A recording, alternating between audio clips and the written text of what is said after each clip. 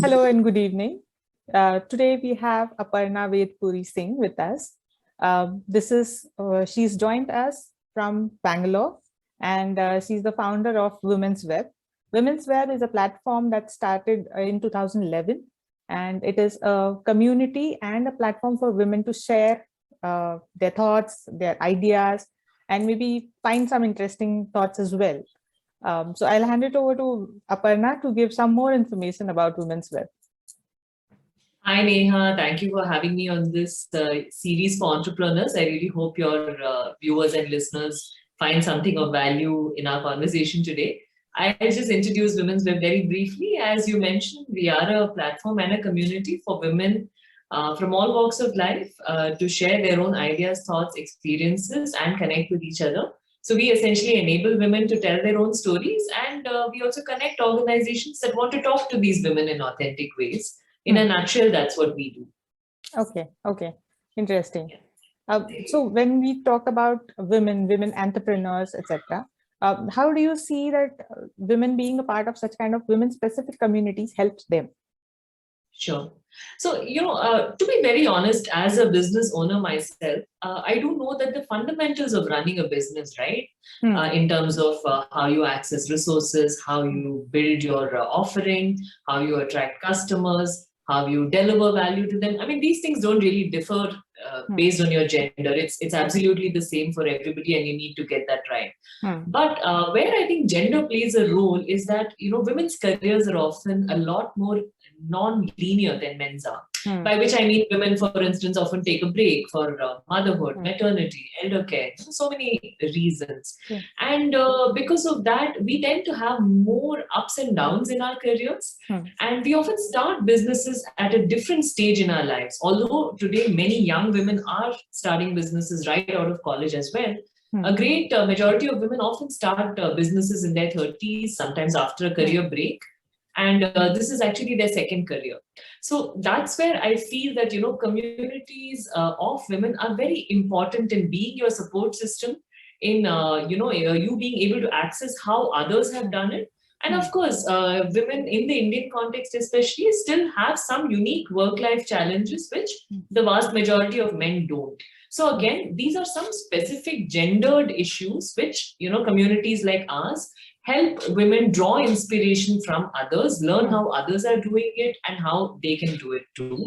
And of course, it's always lovely to have a community to cheer you on. Absolutely. Like you said, it's very inspiring to hear other stories, as well as overall, I think women by nature are more community centric. They like getting ideas, sharing ideas with others. So such kind of platforms definitely help when it comes to business or otherwise. Right. I mean, I think it's also that, at a certain stage in your life, that community really helps you move ahead, because you can also sort of bounce off your ideas. Or sometimes, for instance, on our platform, when women entrepreneurs share their stories, then it is also a way of, taking yourself to the right audience, because especially if you're a woman who is producing products and services that other women need, then of course, even from a audience perspective, you should certainly be on platforms like these. But quite apart from that, it's really the community support that comes in very, very valuable for women to have at this stage in our lives. Correct. And as you were saying that as brands as well, not just women entrepreneurs, but other brands, if they are specific to women or they are into that kind of business, what is it, how are they leveraging platforms like yours to, maybe research or understand how their brand positioning should be? Right. So, I mean, and I would, obviously we offer a lot of different things for organizations, but I think it all boils down to two things, one is targeting and the other is authenticity. So targeting, of course, you have a very specific, audience of women that is there at platforms like ours, which is segmented in certain ways. So you can specifically talk to them. So for instance, if your audience is mother, or if your audience is women entrepreneurs, or if your audience is salaried working women, or you want to talk to female students, then platforms like ours give brands an opportunity to talk to very specific cohorts of women like these. So I would say the number one is targeting, but there is also another thing, which is authenticity. See, today consumers don't really want to be sold to; they want to engage with brands who have a certain purpose, whose values align with them.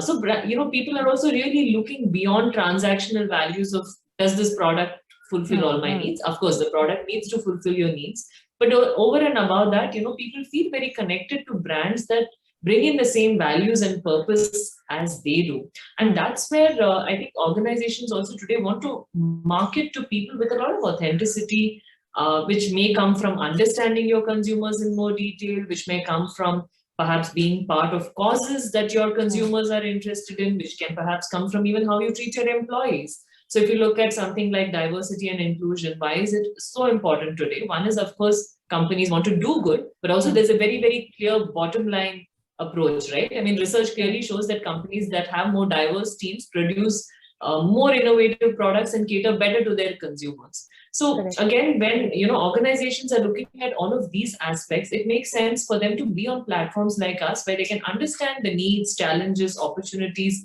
of women and learn how to cater to them better, as well as market their products in more authentic ways. Correct. Very true. Very true.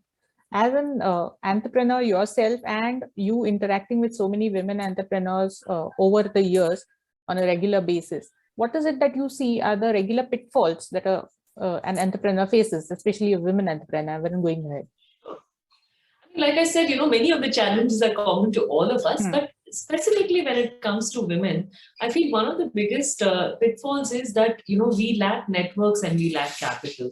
I mean, there is enough and more research to show that women-owned businesses are less funded, receive less capital. And I'm not necessarily talking about investor funding. I'm even talking about, for instance, your own funds, which you may have accumulated over years of work in industry, or access to capital from, say, friends and family who are willing to give you soft loans. Now, there is enough data that shows that women have less access to, informal funds like these. And part of the reason simply is, again, women's non-linear career paths, which means that you might have been out of work for some time. There are women, for instance, who never join the formal workplace, who might get married very young, 22, 23, have children early on. And therefore, they've never really had a chance to establish themselves in the formal workplace. So when they start a business, what are their networks? And networks, I'm not just talking in terms of money. Network is also access to knowledge, access to information, access to the right connections who can help you build things, access to potential clients, right? All of these women definitely lack in comparison to men. Because of their shorter, pre-entrepreneurial journeys in many cases. So that is one challenge that I think a lot of supportive networks can definitely help overcome. And of course, it's also great to see that today there are many businesses explicitly building for that, so which provide soft loans to women entrepreneurs, or easier conditions, or less onerous kind of processes. So definitely there are more, both public and private sector, more entities coming up like these, which is definitely a good thing to see, because I see that as a major lacunae, for women. Right. Very true. So apart from this, now there is also this concept of community marketing that has been growing over the years. So if a business wants to build a community around itself, what is the advice that you would give them? Sure.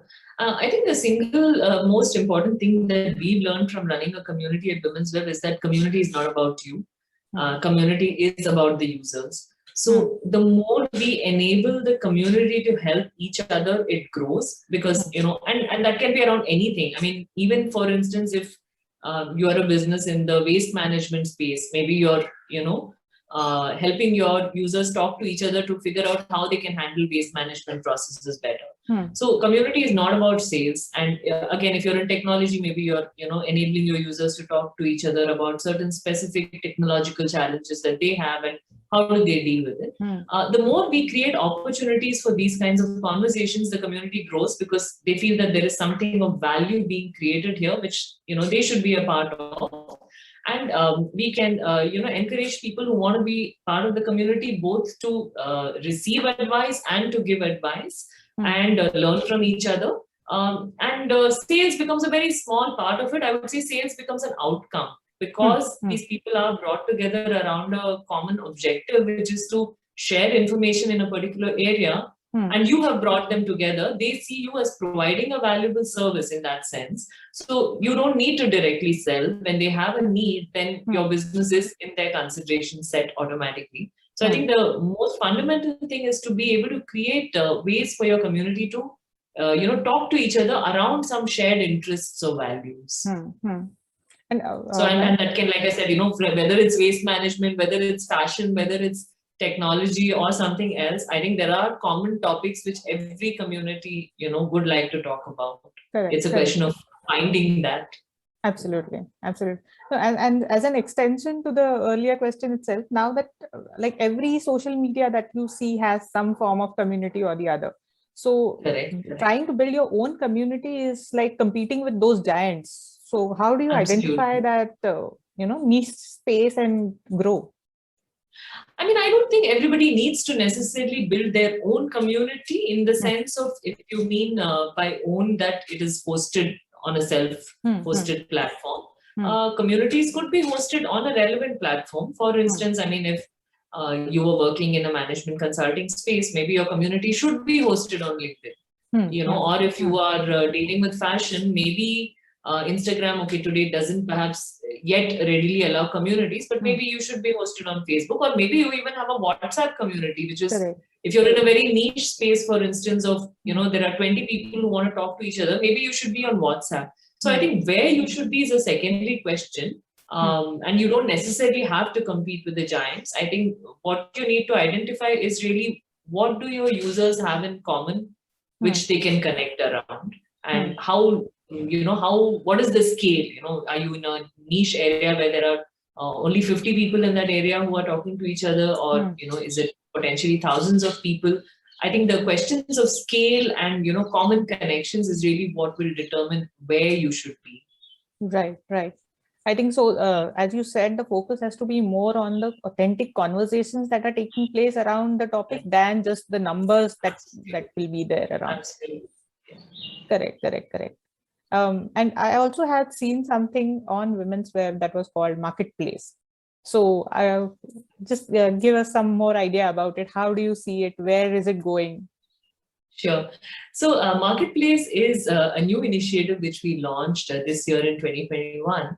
One thing we realized is that a lot of our users are hungry for opportunities to learn in interesting ways. Now, of course, there is also self-learning content, plenty of it available online, but people also want to learn from experts and have and build those connections with each other. And especially in the pandemic, that is a real absence of such human, connection where you learn, where you can clarify your questions, where you can learn from people's experiences, and really have learning customized to your needs. So and at the same time, we realize that there are so many content creators who have valuable learning to share.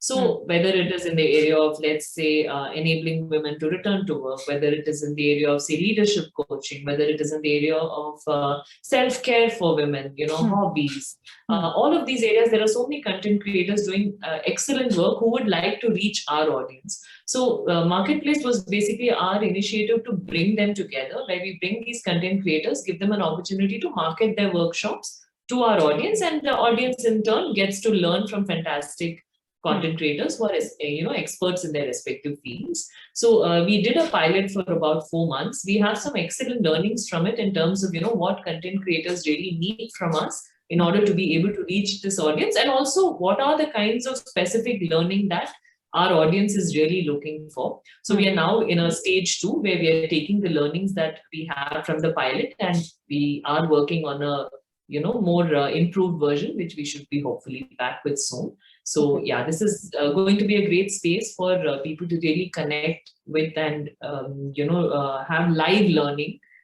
in a way that answers their individual queries. Okay.